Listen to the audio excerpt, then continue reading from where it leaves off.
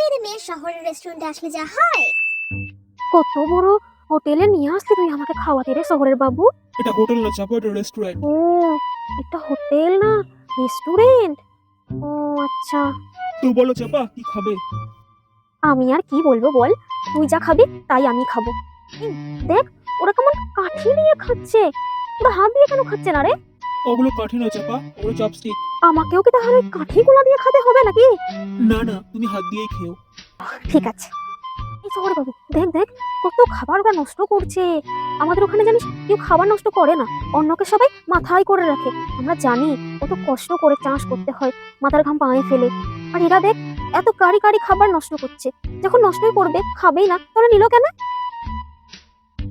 এই শহরের বাবু, দেখ না ওরা কেমন করে আমার দিকে তাকাই আছে, আমাকে খুব খারাপ লাগছে রে।